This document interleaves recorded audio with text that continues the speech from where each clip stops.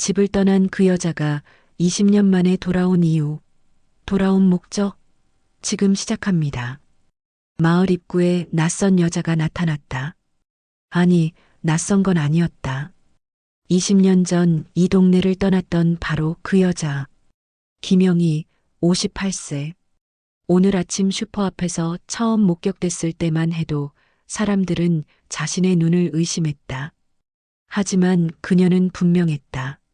주름이 깊게 패인 얼굴이었지만 그 특유의 날카로운 눈매만큼은 여전했다. 저 여자 맞아? 박철순의 마누라? 그럼 틀림없어. 20년 전에 딴 남자 따라 야반도주한 그 여자. 동네 사람들의 수군거림이 파도처럼 번져나갔다. 그리고 그날 오후 영희는 자신이 살던 집 앞에 당당히 섰다. 대문을 두드리는 소리가 집 안 거실까지 울려 퍼졌다. 소파에 앉아있던 박철수는 등골이 서늘해지는 걸 느꼈다. 설마 하는 생각이 들었지만 현관문을 열자마자 그 설마가 현실이 됐다. 오랜만이네요, 여보. 영희의 목소리는 차갑고 건조했다. 철수는 한동안 말을 잇지 못했다. 20년이라는 시간이 순식간에 무너져 내렸다. 옆에서 설거지를 하던 큰딸 수진이 물소리를 멈추고 현관 쪽을 바라봤다. 그녀의 얼굴이 새하얗게 질렸다. 누구세요? 수진의 목소리는 떨렸다. 하지만 영희는 대답하지 않았다. 대신 철수를 똑바로 쳐다보며 입꼬리를 살짝 올렸다. 그 미소가 소름 돋게 냉정했다. 들어가도 되죠? 아직 제 집이기도 하니까. 안 돼요. 이번엔 둘째 아들 민호가 나섰다. 그는 대학생이었지만 체격이 좋아서 웬만한 어른보다 위압감이 있었다. 하지만 영희는 눈 하나 깜짝하지 않았다. 너희 엄마한테 그게 할 소리냐? 효도는커녕 엄마라고 부르지 마세요. 당신은 20년 전에 우릴 버렸어요. 수진이 떨리는 목소리로 말했다. 영희는 코웃음을 쳤다. 버렸다고? 내가 버린 게 아니라 어쩔 수 없었던 거야. 그것도 모르고. 철수가 영희의 팔을 잡았다. 그의 손에 힘이 들어갔다. 그만 가요. 여기 당신 있을 곳 없어요. 손 놔요. 아프잖아요. 영희가 팔을 뿌리치며 소리쳤다. 그 순간 밖에서 구경하던 이웃들이 웅성거리기 시작했다. 영희는 그 소리를 듣고 더욱 크게 외쳤다.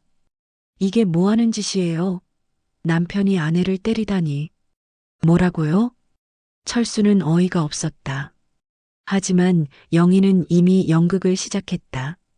그녀는 팔을 감싸며 고통스러운 표정을 지었고 이웃들은 수군거림을 멈추지 않았다. 철수는 등에서 식은땀이 흘러내리는 걸 느꼈다. 그날 밤 영희는 동네 슈퍼 주인에게 다가갔다. 슈퍼 주인은 동네에서 소문을 가장 빨리 퍼뜨리는 사람으로 유명했다. 사실 제가 돌아온 건 아이들 때문이에요. 그 애들이 아버지를 무시하고 폐륜을 저질러서요. 폐륜이라니요? 슈퍼 주인의 눈이 커졌다. 영희는 고개를 끄덕이며 한숨을 쉬었다. 효도는커녕 아버지를 학대해요. 제가 없는 사이에 무슨 일이 있었는지.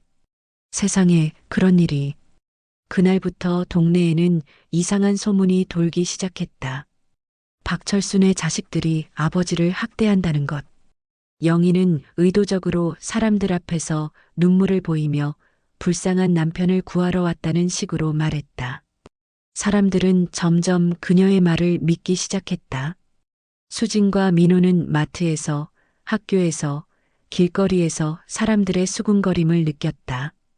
손가락질이 따라왔다. 철수는 이 모든 게 영희의 계략이라는 걸 알았지만 증명할 방법이 없었다. 그는 밤마다 불면에 시달렸다. 대체 영희는 왜 돌아온 걸까? 돈? 복수? 아니면 정말로 가족이 그리워서? 하지만 영희의 눈빛을 떠올리면 답은 명확했다. 그녀는 뭔가 다른 목적이 있었다. 그리고 그 목적이 무엇이든 이 가족은 곧 더 큰 지옥을 경험하게 될 것이다. 철수는 창밖을 바라보며 주먹을 꽉 쥐었다. 20년 전 그날 그는 영희를 잡지 못한 걸 후회했었다. 하지만 지금은 그때 놓아줬던 것조차 후회하고 있었다. 영희는 동네 구석구석을 돌아다니며 사람들에게 자신의 이야기를 퍼뜨렸다. 그녀의 표적은 명확했다. 자식들이었다. 남편이 아니라 바로 자식들. 철수는 그 사실을 깨닫고 온몸에 소름이 돋았다. 엄마가 자식을 공격한다? 도대체 왜? 영희의 공격은 점점 더 치밀해졌다. 그녀는 이제 자식들만이 아니라 철수 자신까지 겨냥하기 시작했다. 동네 경로당에서, 슈퍼에서, 심지어 교회 앞에서까지 그녀는 사람들을 만나면 같은 말을 반복했다. 사실 제가 집을 나간 건 남편의 외도 때문이었어요. 처음엔 사람들이 반신반의했다. 박철수는 20년 동안 성실하게 혼자 아이들을 키워온 사람이었다. 동네에서 신망도 두터웠다. 하지만 영희는 포기하지 않았다. 그녀는 더 구체적인 이야기를 덧붙이기 시작했다. 그 여자가 누군지 아세요? 옆 동네 미용실 원장이었어요. 지금은 이사 갔지만. 헐, 진짜예요? 그럼요. 심지어 그 여자한테서 애까지 낳았대요. 지금 어디서 크고 있는지는 모르겠지만 슈퍼 주인은 눈이 휘둥그레졌다. 이건 단순한 소문이 아니라 스캔들이었다. 그날부터 동네는 또다시 들끓었다. 이번에는 철수가 표적이 됐다. 박철수 씨가 외도를, 심지어 혼외자까지. 세상에, 그러니까 영희 씨가 집을 나갔던 거구나. 사람들의 반응은 빠르게 바뀌었다. 며칠 전까지만 해도 20년 만에 돌아와서 무슨 낯짝으로라고 수군거리던 사람들이 이제는 그럴 만도 하지라며 고개를 끄덕였다. 철수는 마트에 가는 것조차 두려워졌다. 사람들의 시선이 따가웠다. 수지는 회사에서 동료에게 이상한 질문을 받았다. 수진아, 혹시 너 배다른 형제 있어? 뭐? 아, 아니면 말고. 그냥 동네에서 들은 얘긴데. 수지는 얼굴이 빨개졌다. 민호도 비슷한 경험을 했다. 대학 캠퍼스에서 친구가 농담조로 물었다. 야, 민호야. 너 아버지 바람둥이셨대? 무슨 개소리야. 아, 미안. 그냥 동네 애들이 그러던데. 민호는 주먹을 쥐었지만 참았다. 하지만 집에 돌아와서는 참지 못했다. 그는 아버지에게 따졌다. 아빠, 이게 대체 무슨 일이에요? 외도? 혼외자? 민호야, 그건 사실이에요, 아니에요? 철수는 아들의 눈을 똑바로 바라봤다. 아니다. 절대 아니야. 그럼 왜 엄마가, 아니, 그 여자가 그런 거짓말을 하는 거예요? 철수는 대답할 수 없었다. 그것이 정확히 그가 알고 싶은 것이었다. 왜 영희는 근거도 없는 거짓말을 퍼뜨리는 걸까? 그녀는 대체 무엇을 원하는 걸까? 다음 날 철수는 영희를 찾아갔다. 그녀는 동네 모텔에 묵고 있었다. 방문을 두드리자 영희가 나왔다. 그녀는 화장을 진하게 하고 있었고 예전보다 훨씬 야위어 보였다. 왜 이래요? 대체 내가 뭘 잘못했길래? 철수의 목소리는 떨렸다. 하지만 영희는 태연했다. 잘못? 당신이 한 짓을 생각하면 이 정도는 약한 거죠. 나는 외도 안 했어요. 혼외자도 없고. 증명할 수 있어요? 영희의 말에 철수는 말문이 막혔다. 없는 걸 증명하는 건 불가능했다. 영희는 그걸 알고 있었다. 그녀는 비웃듯 웃으며 말했다. 동네 사람들은 이미 믿기 시작했어요. 당신 명예는 바닥에 떨어졌죠. 이제 당신 자식들도 고개를 못 들고 다닐 거예요. 왜 이러는 거예요? 대체 무엇 때문에? 영희는 대답하지 않았다. 대신 문을 닫아버렸다. 철수는 복도에 홀로 남겨졌다. 그는 주먹으로 벽을 쳤다. 분노와 무력감이 동시에 밀려왔다. 그날 밤 수진과 민호는 아버지 앞에 앉았다. 아빠, 우리 소송해요. 소송? 명예훼손이죠. 저 여자가 하는 짓은 명백한 범죄예요. 철수는 고개를 저었다. 증거가 없어. 사람들한테 말로만 퍼뜨린 거라 증명이 어렵다. 그럼 가만히 있으라고요? 아니, 방법을 찾아야지. 하지만 방법은 쉽게 보이지 않았다. 영희는 교묘했다. 그녀는 절대 같은 말을 2번 반복하지 않았고 사람마다 조금씩 다른 버전의 이야기를 들려줬다. 하지만 핵심은 같았다. 철수가 외도를 했고 혼외자가 있다는 것. 동네 사람들은 점점 더 철수 가족을 냉대했다. 마트에서 인사를 해도 고개를 돌렸고 길에서 마주치면 수군거렸다. 수지는 회사에서 눈치를 봐야 했고 민호는 학교에서 친구들의 농담을 참아야 했다. 철수는 밤마다 술을 마셨다. 20년 동안 쌓아온 명예가 단 며칠 만에 무너졌다. 그리고 철수는 점점 의문이 커졌다. 영희는 왜 자신을 공격하는 걸까? 복수라면 이해할 수 있었다. 하지만 뭔가 더 큰 이유가 있는 것 같았다. 그녀의 눈빛에는 계산이 가득했다. 마치 체스를 두듯이 그녀는 한 수 한 수를 신중하게 두고 있었다. 철수는 그 끝이 무엇일지 두려웠다. 철수는 잠을 이룰 수 없었다. 새벽 3시 그는 거실 소파에 앉아 텔레비전을 켜지도 않은 채 멍하니 앞을 바라봤다. 영희의 행동이 이해되지 않았다. 20년 만에 돌아와서 가족을 공격하고 거짓 소문을 퍼뜨리고 심지어 자기가 낳은 자식들까지 페류나로 몰고 있었다. 도대체 왜? 아빠. 수진이 방에서 나왔다. 그녀도 잠을 못 이룬 모양이었다. 눈 밑에 다크서클이 짙었다. 못 자니? 아빠도요? 부녀는 나란히 소파에 앉았다. 한동안 침묵이 흘렀다.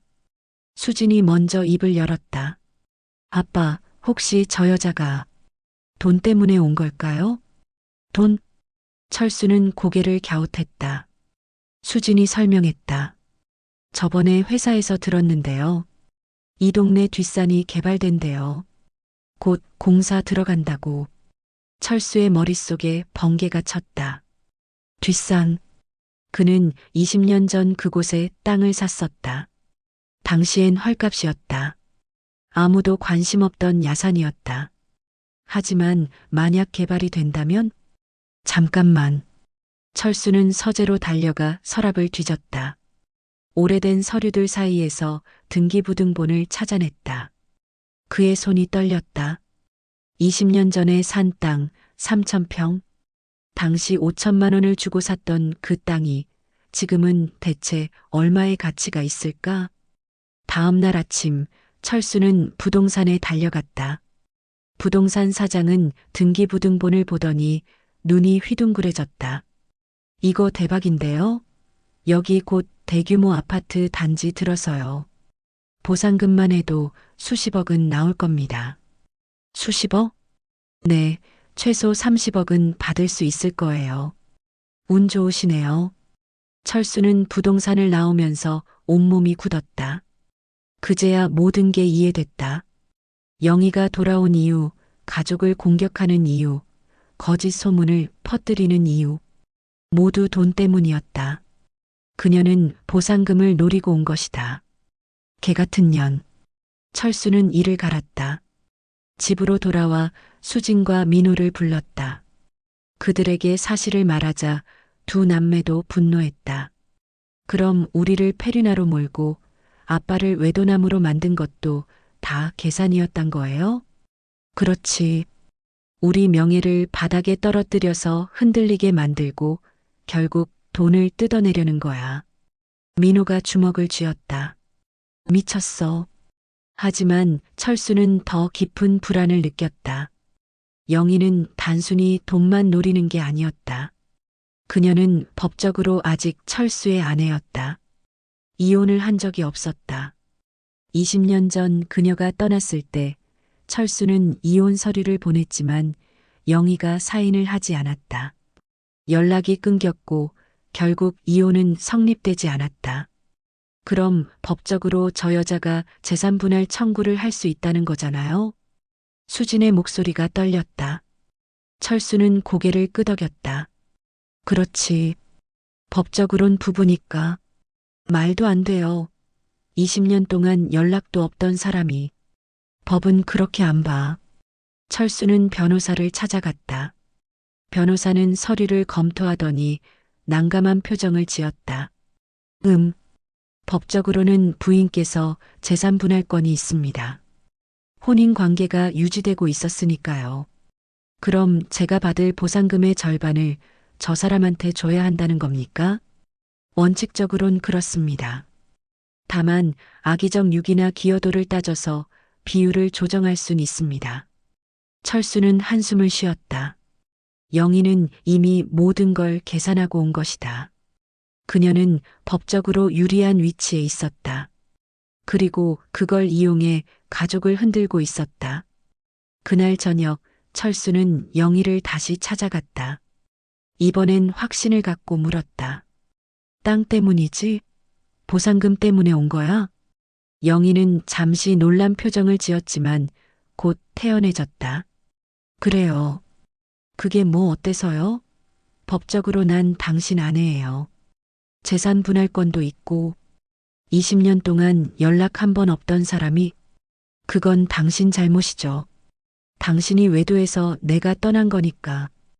헛소리 마. 외도는 당신이 했잖아. 영희는 비웃었다. 증명할 수 있어요? 20년 전 일을. 철수는 말문이 막혔다. 영희는 계속 말했다. 어차피 법정에서 보자고요. 난 내 권리를 주장할 거예요. 보상금의 절반은 내 거니까. 절대 안 줘. 그럼 법으로 가져가죠. 영희는 자신만만했다. 철수는 주먹을 쥐었지만 아무것도 할 수 없었다. 그는 모텔을 나와 차에 올랐다. 핸들을 쥔 손이 떨렸다.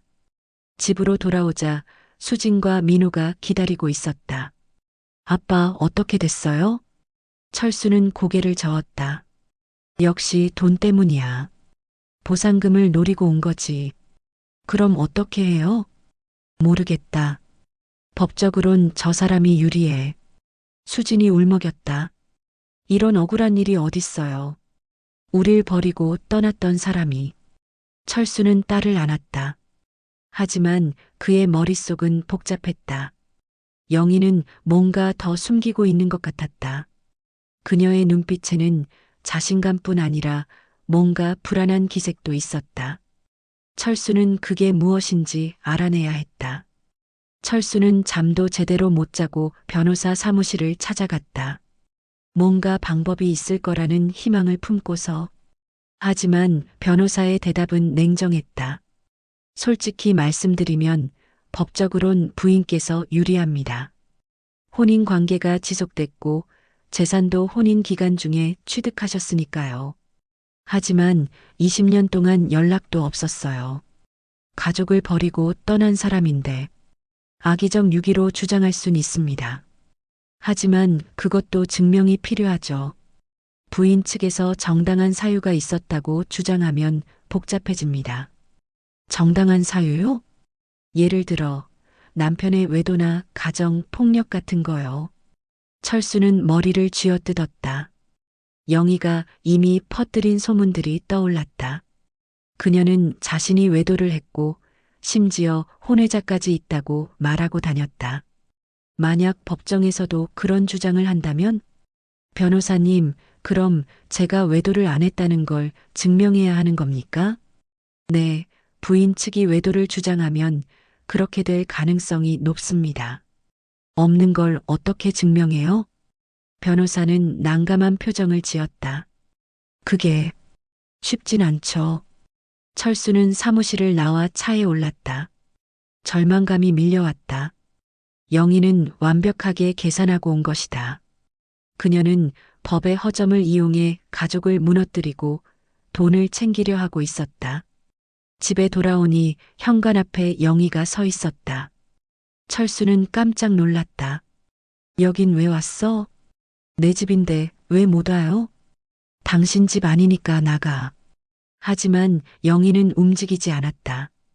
그녀는 오히려 한 발 앞으로 다가왔다. 여보, 우리 협상해요.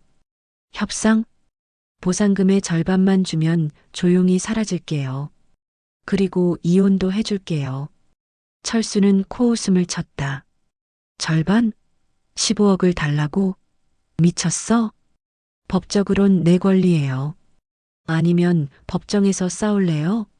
그럼 더 시간 걸리고 변호사 비용도 들고 동네 망신도 더 당하겠죠. 영희의 말에는 위협이 담겨 있었다. 철수는 이를 갈았다. 당신 정말 양심도 없어? 자식들은 어떻게 생각하는데? 자식들? 영희가 비웃었다. 그 애들이 나한테 뭘 해줬는데? 20년 동안 연락 한 번 없었잖아요. 당신이 먼저 떠났으니까. 그래도 찾아볼 수 있었잖아요. 근데 안 했죠. 그러니까 나도 할 거 없어요. 수진이 방에서 나왔다. 그녀는 영희를 보자 얼굴이 일그러졌다. 나가요. 당신 여기 있을 자격 없어요. 자격? 법적으로 난 이 집 주인이기도 해. 영희는 가방에서 등기부등본 사본을 꺼냈다. 집 명의가 철수 단독이었지만 그녀는 배우자로서 권리를 주장할 수 있었다. 이 집도 혼인 기간에 산 거니까 재산 분할 대상이에요. 보상금만이 아니라 이 집도요. 수지는 믿을 수 없다는 표정을 지었다. 민호도 방에서 나와 영희를 노려봤다. 당신 진짜 끝까지 가려고요? 그럼요. 내 권리니까. 영희는 의자에 앉으며 다리를 꼬았다. 마치 자신이 이 집의 주인인 것처럼 행동했다. 철수는 참을 수 없었다. 당장 나가지 않으면 경찰 불러요. 불러요. 그럼 동네 사람들한테 더 큰 구경거리 될 텐데. 영희는 전혀 겁먹지 않았다. 오히려 여유로웠다. 철수는 주먹을 쥐었다가 풀었다. 그는 영희를 상대로 이길 수 없다는 걸 깨달았다. 적어도 지금은 한 달 주세요. 한 달 안에 답 드릴게요. 영희는 고개를 끄덕였다. 좋아요. 한 달. 그 안에 결정 못하면 법정에서 만나요. 그녀는 일어나서 밖으로 나갔다. 문이 닫히자 수진이 울음을 터뜨렸다. 아빠 어떡해요? 정말 저 여자한테 돈을 줘야 해요? 절대 안 줘. 철수의 목소리는 단호했다. 하지만 그의 마음속에는 두려움이 자리 잡고 있었다. 법적으로 불리한 상황에서 그는 어떻게 영희를 이길 수 있을까? 그날 밤 철수는 오랜 친구 정호를 만났다. 정호는 같은 동네에 사는 친구로 20년 전 영희가 떠났을 때도 곁에 있어 주었던 사람이었다. 야, 영희가 돌아왔다며? 응. 돈 때문에. 철수는 상황을 설명했다. 정호는 고개를 저으며 혀를 찼다. 그 여자 참 양심도 없네. 근데 정호야, 혹시 20년 전 일 기억나? 영희가 떠났을 때. 기억하지? 그때 너 완전 죽을 뻔했잖아. 영희가 다른 남자랑 떠났다는 거 확실해? 정호는 잠시 생각하더니 고개를 끄덕였다. 확실해. 내가 직접 봤으니까. 영희가 모르는 남자랑 차 타고 가는 거. 그 남자 누군지 알아? 몰라. 얼굴도 제대로 못 봤고. 철수는 한숨을 쉬었다. 증거가 필요했다. 영희가 먼저 외도를 했다는 증거. 그게 있다면 법정에서 유리해질 수 있었다. 근데 왜 갑자기? 영희가 지금 나한테 외도했다고 우기고 있어. 그래야 자기가 떠난 게 정당화되니까. 미친. 진짜 끝까지 가는구나. 다음 날 철수는 사립탐정을 고용했다. 영희의 과거를 조사하기 위해서였다. 탐정은 며칠 후 보고서를 들고 왔다. 부인께서 20년 전에 떠나셨을 때 함께 간 남자는 김태수라는 사람입니다. 당시 사업가였는데 지금은 파산해서 행방불명이에요. 행방불명? 네. 5년 전에 사업 실패하고 빚더미에 앉았대요. 그 후로 연락이 끊겼다고. 철수는 미간을 찔렀다. 영희가 돌아온 이유가 더 명확해졌다. 그녀는 의지할 곳이 없어진 것이다. 남자도 떠나고 돈도 없어지고 그래서 다시 철수에게 돌아온 것이다. 그리고 또 하나 발견한 게 있습니다. 탐정이 조심스럽게 말했다. 부인께서 19살짜리 아들이 하나 있다고 하더군요. 철수는 깜짝 놀랐다. 뭐라고? 정확한 건 확인이 필요하지만 주변 사람들 증언으로는 아들이 있다고. 철수는 머릿속이 복잡해졌다. 19살 아들? 그럼 영희가 떠난 지 1년 후에 낳은 아이라는 뜻이었다. 김태수의 아이일 가능성이 높았다. 그 아이는 지금 어디 있어요? 그게 확인 중입니다. 며칠만 더 시간을 주세요. 철수는 탐정에게 계속 조사를 부탁했다. 그리고 그날 밤 그는 영희에게 전화를 걸었다. 나 철수요. 할 말이 있어요. 뭔데요? 직접 만나서 얘기하죠. 내일 카페에서. 영희는 잠시 망설이다 승낙했다. 다음 날 둘은 동네 카페에서 마주 앉았다. 철수는 단도직입적으로 물었다. 당신 아들 있죠? 영희의 얼굴이 순간 굳었다. 하지만 곧 태어남을 되찾았다. 그게 무슨 상관이에요? 김태수의 아들 맞죠? 영희는 대답하지 않았다. 침묵이 답이었다. 철수는 계속 물었다. 그 아이는 지금 어디 있어요? 상관없어요. 당신이 알 필요 없는 일이에요. 법정에서도 그렇게 말할 건가요? 당신이 외도해서 아이까지 낳았다는 게 밝혀지면 재산 분할권 주장하기 힘들 텐데. 영희의 표정이 일그러졌다. 그녀는 자리에서 일어났다. 협박하는 거예요? 아니요. 사실을 말하는 거죠. 영희는 가방을 집어들고 카페를 나갔다. 철수는 그녀의 뒷모습을 바라보며 확신했다. 영희에게는 약점이 있었다. 그리고 그 약점을 찾아내면 이 싸움에서 이길 수 있을 것이다. 하지만 시간이 얼마 남지 않았다. 한 달. 그 안에 모든 걸 밝혀내야 했다. 탐정에게서 연락이 왔다. 목소리가 긴장돼 있었다. 박 선생님, 큰일 발견했습니다. 꼭 직접 만나 뵙고 말씀드려야 할 것 같습니다. 철수는 곧바로 탐정 사무실로 향했다. 탐정은 그를 보자마자 두꺼운 서류 봉투를 건넸다. 이거 보시죠. 서류를 펼치는 철수의 손이 떨렸다. 첫 장은 출생증명서였다. 이름은 박민성. 생년월일은 2006년 3월 15일. 영희가 집을 떠난 지 정확히 1년 후였다. 하지만 더 충격적인 건 그 다음 서류였다. 이게 고아원 입소 기록? 네. 아이는 태어난 지 3개월 만에 고아원에 맡겨졌습니다. 철수는 믿을 수 없다는 표정으로 탐정을 바라봤다. 왜요? 영희가 키울 수 없었던 건가요? 그게 아닙니다. 여기 이 서류를 보세요. 탐정이 또 다른 서류를 꺼냈다. 호적관계 서류였다. 철수는 그 내용을 읽다가 온몸이 얼어붙었다. 이게 무슨... 박민성은 법적으로 부인의 자식이 맞습니다. 하지만 생물학적 아버지는 김태수죠. 문제는 부인이 박 선생님과 법적으로 혼인 상태였기 때문에 그 아이를 호적에 올릴 수 없었다는 겁니다. 그래서 고아원에? 네. 6개월 동안 고아원에 맡겨뒀다가 입양 절차를 통해 다시 데려온 겁니다. 형식상 남의 아이를 입양한 것처럼 만든 거죠. 철수는 서류를 내려놓고 깊은 한숨을 쉬었다. 영희는 자신의 친자식을 고아원에 버렸다가 법적 문제를 피하기 위해 입양이라는 형식으로 다시 데려온 것이다. 얼마나 치밀한 계산인가. 그 아이는 지금 어디 있나요? 그게 묘하게도 지금 이 동네에 있습니다. 뭐라고요? 탐정이 사진 한 장을 꺼냈다.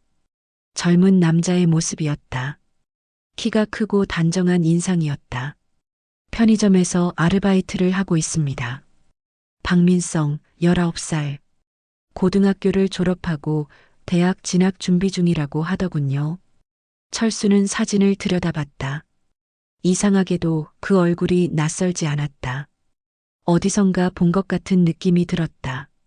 그러다 문득 깨달았다. 동네 편의점 직원. 몇 번 마주쳤던 그 청년이 바로 영희의 아들이었다. 민성이는 자기 엄마가 누군지 알까요?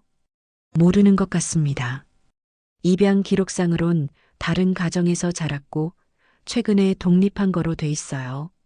철수는 복잡한 심정이었다. 영희는 자신의 친자식마저 버렸다. 아니, 버렸다기보다는 법적 문제를 피하기 위해 복잡한 술수를 부린 것이다. 그리고 그 아이는 지금 자신의 출생에 대한 진실도 모른 채 살고 있었다. 그럼 영희는 민성이가 이 동네에 있다는 걸 알까요? 제 생각엔 모르는 것 같습니다. 우연의 일치겠죠. 하지만 철수는 그게 정말 우연일까 의심스러웠다. 영희가 이 동네로 돌아온 것도 민성이가 이 동네에 있는 것도 뭔가 연결고리가 있는 것 같았다. 더 조사해 주세요. 민성이가 왜 이 동네에 오게 됐는지. 탐정은 고개를 끄덕였다. 철수는 사무실을 나와 편의점으로 향했다. 밤 10시 민성이가 카운터에서 일하고 있었다. 철수는 음료수 하나를 집어들고 계산대로 갔다. 어서 오세요. 민성의 목소리는 밝고 예의 바랐다. 철수는 그를 가까이서 관찰했다. 영희의 얼굴이 어렴풋이 보였다. 눈매가 특히 닮았다. 혹시 이 동네 오래됐어요? 철수가 조심스럽게 물었다. 민성은 고개를 저었다. 아니요. 2달 정도 됐어요. 일자리 구하다가 여기 오게 됐죠. 가족은? 민성의 얼굴에 잠깐 어두운 그림자가 스쳤다. 없어요. 혼자 살아요. 아, 그렇구나. 힘들겠네. 괜찮아요. 익숙해요. 민성은 웃으며 거스름돈을 건넸다. 철수는 편의점을 나오며 가슴이 아팠다. 저 청년은 자신의 친어머니가 바로 이 동네에 있다는 것도 그 어머니가 지금 재산을 노리고 소동을 일으키고 있다는 것도 모르고 있었다. 집으로 돌아온 철수는 수진과 민호를 불렀다. 그들에게 탐정이 알아낸 사실을 모두 말했다. 두 남매는 충격에 빠졌다. 그럼 우리한테 이복 동생이 있다는 거예요? 수진의 목소리가 떨렸다. 철수는 고개를 끄덕였다. 법적으론 그렇지. 영희의 친자식이니까. 근데 아빠 자식은 아니잖아요. 그렇지. 생물학적으론 김태수의 아들이야. 민호가 주먹을 쥐었다. 저 여자 정말 인간이 아니네요. 자기 자식도 버리고. 철수는 창밖을 바라봤다. 영희는 도대체 무슨 생각으로 사는 걸까? 돈 때문에 가족을 버리고 자식마저 버리고 이제 다시 돌아와서 재산을 노리고 있었다. 다음 날 철수는 영희를 다시 만났다. 이번엔 그가 먼저 연락했다. 민성이 얘기 좀 합시다. 전화기 너머로 영희의 숨소리가 멈췄다. 잠시 침묵이 흐른 후 그녀가 입을 열었다. 어떻게 알았어요? 중요한 게 아니죠. 중요한 건 당신이 친자식을 버렸다는 사실이에요. 버린 게 아니에요. 어쩔 수 없었어요. 어쩔 수 없다고? 법적 문제 때문에 고아원에 버렸잖아요. 영희는 대답하지 않았다. 철수는 계속 말했다. 이 사실이 법정에서 밝혀지면 어떻게 될까요? 당신이 외도해서 아이를 낳았고 그 아이마저 버렸다는 게 협박이에요? 아니요. 경고죠. 재산 분할 포기하세요. 그럼 이 일은 묻어드릴게요. 영희가 비웃었다. 묻어준다고요? 웃기지 마요. 당신도 증거가 필요할 텐데 20년 전 일을 어떻게 증명할 건데요? 증거는 있어요. 탐정이 다 찾아냈으니까. 영희의 목소리가 떨렸다. 거짓말. 직접 확인하고 싶으면 법정에서 만나죠. 철수는 전화를 끊었다. 그는 이제 확신했다. 영희는 흔들리고 있었다. 그녀가 아무리 강한 척해도 약점이 드러나면 무너질 수밖에 없었다. 하지만 철수에게도 고민이 있었다. 민성이는 어떡하지? 그 청년은 아무 잘못도 없는데 이 싸움에 휘말리게 될 것이다. 철수는 밤하늘을 올려다보며 깊은 한숨을 쉬었다. 진실은 때로 잔인했다. 동네는 또 한 번 술렁이기 시작했다. 하지만 이번엔 영희에게 불리한 쪽으로 분위기가 바뀌고 있었다. 철수가 조심스럽게 하지만 확실하게 진실을 퍼뜨리기 시작한 것이다.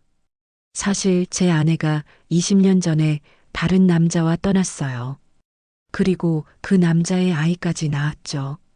경로당에서 철수의 말에 어르신들은 놀라움을 금치 못했다. 세상에, 그럼 영희 씨가 거짓말을 한 거예요? 네.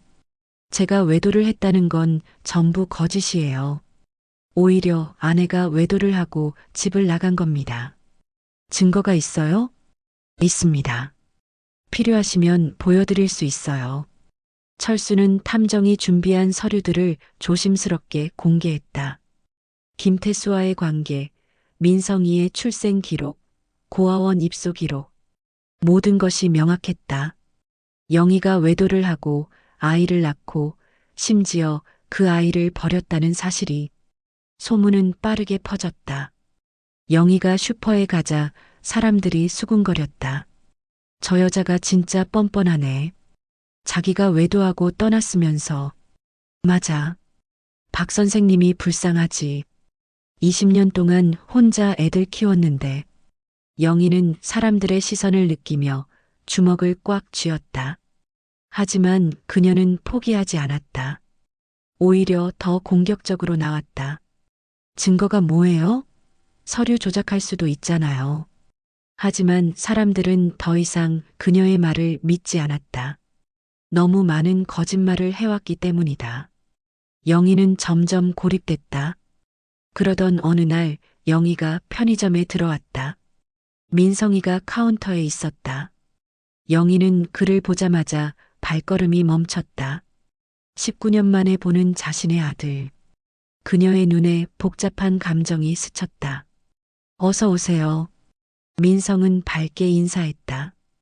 영희를 전혀 알아보지 못했다. 영희는 멍하니 그를 바라봤다. 키가 많이 컸다. 얼굴도 성숙해졌다. 하지만 눈매만큼은 여전히 자신과 닮았다. 뭐 찾으세요? 민성이 다시 물었다. 영희는 정신을 차리고 아무 물건이나 집어들었다. 이거요. 계산을 하는 동안 영희는 민성을 계속 관찰했다. 그는 친절하고 예의 발랐다. 자신이 키웠다면 이렇게 자랐을까? 영희는 문득 그런 생각이 들었다. 하지만 곧 고개를 저었다. 지금 감상에 젖을 때가 아니었다. 감사합니다. 민성이 물건을 건네자 영희는 서둘러 편의점을 나왔다. 밖에서 한참을 서 있다가 그녀는 휴대폰을 꺼내 누군가에게 전화를 걸었다. 나야. 계획 변경해야 할 것 같아. 전화 너머로 남자 목소리가 들렸다. 무슨 일인데? 박철수가 너무 많이 알아냈어. 이대로는 안 돼. 그럼 어떡할 건데? 영희는 잠시 망설이다 입을 열었다. 민성이를 이용해야 할 것 같아. 전화가 끊겼다. 영희는 다시 편의점을 바라봤다. 그녀의 눈빛이 차갑게 식어 있었다. 한편 철수는 변호사와 함께 법적 대응을 준비하고 있었다. 모든 증거가 확보됐고 이제 법정에서 영희를 상대할 차례였다. 이 정도면 재산 분할 청구를 막을 수 있을 겁니다. 변호사가 자신감 있게 말했다. 철수는 고개를 끄덕였다. 하지만 불안감은 여전했다. 영희는 끝까지 뭔가를 꾸미고 있는 것 같았다. 그날 밤 민성에게 이상한 전화가 걸려왔다. 민성 씨죠? 저는 김영희라고 합니다. 할 말이 있어요. 누구세요? 당신 친어머니예요. 민성은 전화기를 떨어뜨릴 뻔했다. 그는 자신이 입양하라는 것을 알고 있었지만 친부모를 찾을 생각은 해본 적이 없었다. 갑자기 무슨 만나서 얘기해요. 내일 저녁 7시 동네 카페에서 영희는 일방적으로 말하고 전화를 끊었다. 민성은 멍하니 휴대폰을 바라봤다. 친어머니? 정말일까? 다음 날 저녁 민성은 카페로 갔다. 영희가 이미 와 있었다. 그녀는 민성을 보자 일어나서 손을 내밀었다. 오랜만이야, 민성아. 정말 제 어머니세요? 그래. 미안해. 너를 버린 것처럼 보였겠지만 어쩔 수 없었어. 영희는 눈물을 흘리며 연기를 시작했다. 민성은 당황했다. 왜 지금 나타나신 거예요? 영희는 민성의 손을 잡았다. 내 아버지. 아니, 박철수가 너한테 해코지할까봐 걱정돼서. 박철수요? 응. 그 사람이 지금 나를 괴롭히고 있어. 그리고 내 존재를 알게 됐거든. 혹시라도 너한테 피해가 갈까봐. 민성은 혼란스러웠다. 영희는 계속해서 거짓말을 늘어놓았다. 사실 내가 집을 떠난 건 박철수의 폭력 때문이었어. 너를 지키기 위해서 어쩔 수 없이 헤어진 거야. 그게 정말이에요? 그럼 엄마가 거짓말하겠니? 민성은 영희의 눈을 바라봤다. 진심처럼 보였다. 하지만 뭔가 석연치 않은 느낌도 들었다. 그날 밤 민성은 잠을 이룰 수 없었다. 친어머니가 나타났다는 사실, 그리고 박철수라는 사람이 어머니를 괴롭힌다는 이야기, 모든 게 너무 갑작스러웠다. 다음 날 민성은 동네 사람들에게 박철수에 대해 물어봤다. 그리고 놀라운 사실을 알게 됐다. 박철수? 좋은 사람이지. 혼자 애들 키우느라 고생 많이 했어. 혼자요? 응. 아내가 20년 전에 다른 남자 따라 도망갔거든. 그 뒤로 혼자 애들 키웠어. 민성은 충격을 받았다. 영희의 말과 정반대였다. 누구 말이 진실일까? 그는 더 많은 사람들에게 물어봤다. 대부분이 비슷한 대답을 했다. 박철수는 성실하고 책임감 있는 사람이라고. 폭력과는 거리가 멀다고. 민성은 영희에게 다시 전화를 걸었다. 어머니, 동네 사람들 얘기가 다른데요. 영희의 목소리가 긴장했다. 뭐가? 박철수 씨가 폭력적이지 않다고 하던데요. 오히려 어머니가 다른 남자와 떠났다고. 그건 거짓말이야. 박철수가 사람들한테 그렇게 말하도록 시킨 거야. 정말요? 그래. 민성아, 넌 엄마를 믿어야 해. 하지만 민성은 더 이상 확신할 수 없었다. 그는 직접 진실을 확인하기로 했다. 철수를 만나기로 결심한 것이다. 다음 날 저녁 민성은 철수의 집 앞에 섰다. 초인종을 누르자 철수가 나왔다. 그는 민성을 보자 놀란 표정을 지었다. 혹시 민성이 어떻게 제 이름을 아세요? 철수는 잠시 망설이다 문을 열어줬다. 들어와요. 할 얘기가 많을 것 같네요. 거실에 마주 앉은 두 사람. 철수는 조심스럽게 입을 열었다. 영희가 당신한테 연락했죠? 어떻게? 예상했어요. 그 사람이 당신을 이용하려 할 거라는 걸. 민성은 긴장한 표정으로 물었다. 진실이 뭔가요? 어머니 말이 맞아요. 아니면 동네 사람들 말이 맞아요? 철수는 깊게 숨을 들이쉬었다. 제가 증거를 보여드리죠. 그는 탐정이 준비한 모든 서류를 꺼냈다. 영희와 김태수의 관계, 민성의 출생 기록, 고아원 입소와 입양 기록, 모든 것이 상세하게 기록돼 있었다. 민성은 서류를 하나하나 읽어내려갔다. 그의 얼굴이 점점 창백해졌다. 진실은 명확했다. 영희가 외도를 했고 자신을 낳았으며 법적 문제 때문에 고아원에 버렸다가 다시 입양한 것. 이게 정말인가요? 유감스럽지만 사실입니다. DNA 검사도 할 수 있어요. 민성은 고개를 떨구었다. 그는 자신의 출생에 대한 진실을 알게 됐지만 그것은 너무나 잔인했다. 그럼 어머니는 저를 이용하려고 접근한 건가요? 철수는 고개를 끄덕였다. 안타깝지만 그런 것 같아요. 영희는 지금 내 재산을 노리고 있어요. 그리고 당신을 이용해서 저를 압박하려는 거죠. 민성은 주먹을 꽉 쥐었다. 배신감과 분노가 밀려왔다. 처음으로 만난 친어머니는 자신을 사랑해서 온 게 아니라 돈 때문에 이용하려고 접근한 것이었다. 제가 어떻게 해야 할까요? 철수는 민성의 어깨에 손을 올렸다. 당신 잘못이 아니에요. 당신은 피해자예요. 하지만 저 때문에 박 선생님께 피해가 아니에요. 이건 영희와 저 사이의 문제예요. 당신은 걱정하지 마세요. 민성은 눈물을 흘렸다. 태어나서 처음으로 친어머니를 만났지만 그것은 최악의 만남이었다. 다음 날 동네 사람들 앞에서 기자회견 같은 자리가 마련됐다. 철수가 모든 증거를 공개하기로 한 것이다. 경로당에 동네 사람들이 모였고 영희도 그 자리에 나타났다. 오늘 여러분께 진실을 말씀드리려고 합니다. 철수는 차분하게 말문을 열었다. 그리고 하나하나 증거를 제시했다. 영희의 외도, 민성의 출생, 고아원 유기, 재입양. 모든 것이 명확하게 드러났다.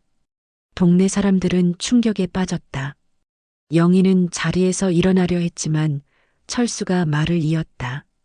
그리고 영희 씨가 돌아온 이유는 단 하나입니다. 제가 소유한 땅의 개발 보상금을 노리고 온 겁니다. 거짓말이에요.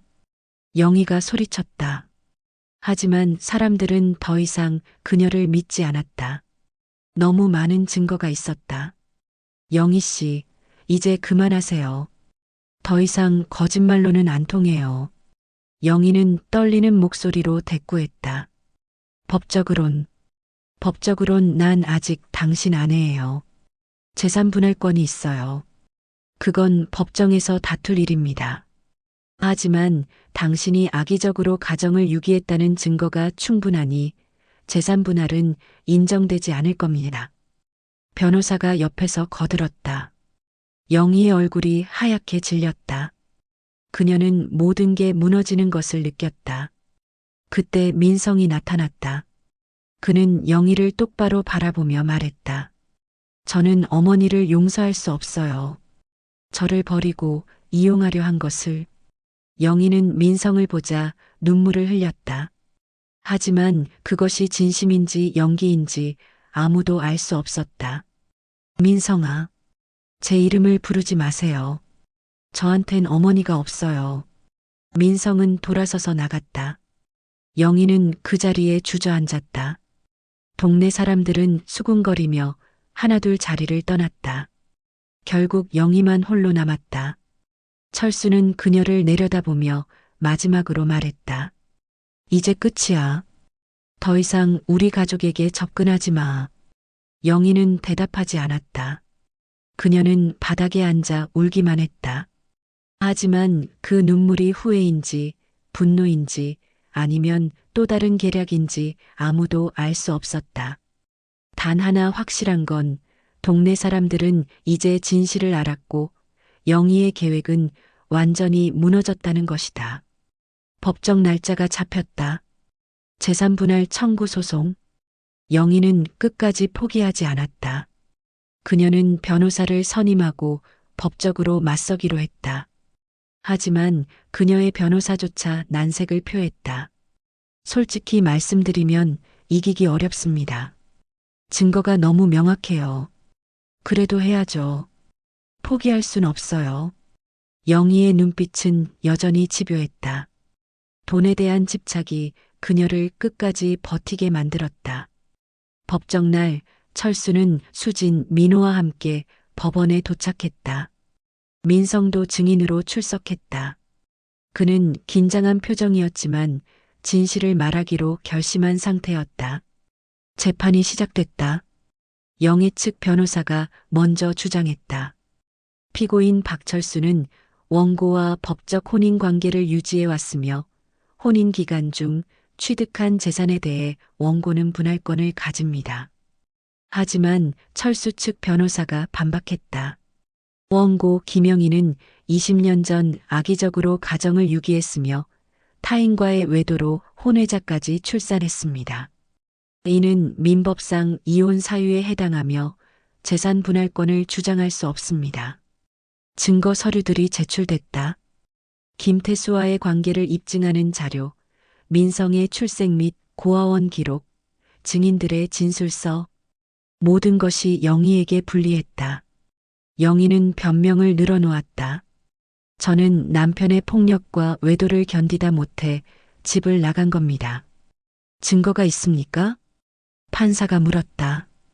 영희는 대답하지 못했다. 20년 전 일을 증명할 방법이 없었다. 민성이 증인석에 섰다. 그는 떨리는 목소리로 진술했다. 저는 김영희 씨의 친아들입니다. 하지만 태어나자마자 고아원에 버려졌고 제 존재 자체가 법적 문제를 피하기 위한 수단이었습니다. 민성의 진술은 법정에 큰 충격을 줬다. 판사도 놀란 표정을 지었다. 원고는 친자식마저 유기했다는 겁니까? 네, 재판장님. 증거 서류에 모두 나와 있습니다. 영희는 고개를 숙였다. 더 이상 변명할 여지가 없었다. 재판은 2시간 넘게 진행됐다. 양측의 공방이 이어졌지만 결과는 명백했다. 증거는 철수 편이었고 영희는 방어할 수단이 없었다. 마침내 판사가 판결을 선고했다. 원고 김영희의 재산 분할 청구를 기각합니다. 원고는 악의적으로 가정을 유기했으며 혼외 관계로 자녀를 출산하고 유기한 사실이 명백합니다. 이는 민법상 이혼 사유에 해당하며 재산 형성에 아무런 기여를 하지 않았습니다. 판사의 망치 소리가 울렸다. 영희는 그 자리에 주저앉았다. 모든 것이 끝났다. 20년 만에 돌아와 꿈꿨던 수십억의 보상금은 물거품이 됐다. 법원을 나오며 철수는 깊은 한숨을 쉬었다. 이겼다. 하지만 기쁘지만은 않았다. 20년이라는 시간, 가족이 겪은 고통, 민성이 받은 상처, 모든 것이 너무 무거웠다. 아빠, 이제 끝났어요. 수진이 아버지의 팔을 잡았다. 철수는 고개를 끄덕였다. 그래, 이제 끝이다. 민호도 웃으며 말했다. 드디어 평화가 찾아오는 건가요? 그렇게 되길 바라자. 하지만 철수는 민성이 걱정됐다. 그 청년은 법정에서 나온 후 어디론가 사라졌다. 철수는 그를 찾아 나섰다. 동네 공원 벤치에 민성이 홀로 앉아 있었다. 민성아. 철수가 다가가자 민성은 고개를 들었다. 그의 눈은 붉게 충혈돼 있었다. 죄송해요, 박 선생님. 쟤 때문에 고생하셨죠. 아니야. 너의 잘못이 아니야. 철수는 민성 옆에 앉았다. 앞으로 어떻게 할 생각이지? 모르겠어요. 그냥 혼자 살아가야죠. 우리 집에 오지 않을래? 민성은 놀란 표정으로 철수를 바라봤다. 네, 가족이잖아. 법적으론 아니지만 혈연으론 수진이 민호와 형제고 너를 혼자 두기엔 아직 어려. 민성은 눈물을 흘렸다. 하지만 저는 아무 조건이 없다. 그냥 가족으로 지내자. 너만 원한다면. 민성은 한참을 울다가 고개를 끄덕였다. 철수는 그를 안아줬다. 이 청년도 피해자였다. 그리고 이제는 가족이 될 수 있었다. 며칠 후 민성은 철수의 집으로 이사했다. 수진과 민호는 처음엔 어색해했지만 곧 민성을 받아들였다. 그는 착하고 성실한 청년이었다. 민성아, 이거 같이 먹자. 민호가 과자를 건네자 민성은 수줍게 웃었다. 고마워. 수진도 민성에게 다가왔다. 민성아, 대학 진학 준비는 어떻게 되고 있어? 아직 학비가 문제라. 학비는 아빠가 도와주실 거야. 걱정 마. 철수는 거실에서 이 광경을 지켜보며 미소 지었다. 가족이 다시 평화를 찾았다. 비록 예상치 못한 식구가 늘었지만 그것도 나쁘지 않았다. 한편 영희는 동네를 떠났다. 법정에서 진 후 그녀는 더 이상 이 동네에 머물 이유가 없었다. 보상금도 가족도 명예도 모두 잃었다. 그녀는 낡은 가방 하나를 들고 버스 정류장에 섰다. 영희야. 뒤에서 목소리가 들렸다. 돌아보니 철수였다. 영희는 고개를 돌렸다. 왜 왔어요? 마지막으로 할 말이 있어서. 철수는 봉투 하나를 건넸다. 이게 뭐예요? 500만 원. 당장 살아갈 돈은 필요하잖아. 영희는 봉투를 받지 않았다. 동정이에요? 아니, 그냥 인간으로서 최소한의 배려라고 해두지. 영희는 한참을 망설이다 봉투를 받았다. 고마워요. 이제 제대로 살아. 돈만 쫓다간 끝이 없어. 영희는 대답하지 않았다. 그녀는 버스에 올랐다. 창밖으로 철수가 보였다. 그는 손을 흔들었다. 영희도 작게 손을 흔들었다. 버스가 출발했다. 철수는 그 자리에 서서 버스가 사라질 때까지 지켜봤다. 20년 전에도 이렇게 영희를 보냈다. 그리고 다시 이렇게 보내게 됐다. 하지만 이번엔 달랐다. 미련도 후회도 없었다. 그저 한 인간으로서의 마지막 배려였다. 집으로 돌아오니 수진, 민호, 민성이 저녁을 준비하고 있었다. 아빠, 어디 갔다 와요? 응, 잠깐 볼 일 있었어. 빨리 와요. 밥 다 됐어요. 철수는 식탁에 앉았다. 세 자녀가 둘러앉아 밥을 먹는 모습이 평화로웠다.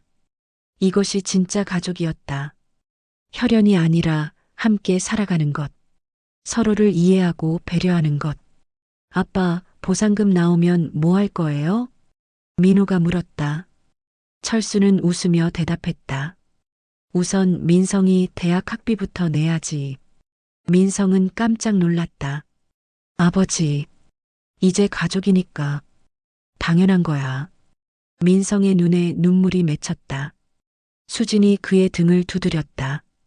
울지 마. 이제 우리가 있잖아. 민호도 거들었다. 맞아. 이제 우리 가족이니까 같이 행복하게 살아. 철수는 세 자녀를 바라보며 행복을 느꼈다. 힘든 시간이었지만 결국 이겨냈다. 재산보다 중요한 것은 가족이었다.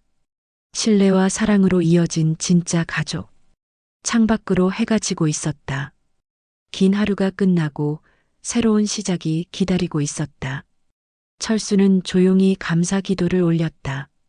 모든 시련이 결국 축복으로 바뀌었다. 그리고 그는 알았다. 진정한 승리는 돈을 지키는 것이 아니라 가족을 지키는 것임을. 재미있으셨나요? 가족을 버린 여자가 돈을 노리고 20년 만에 돌아온 사연. 재미있으셨다면 구독, 좋아요, 알림 설정 잊으세요.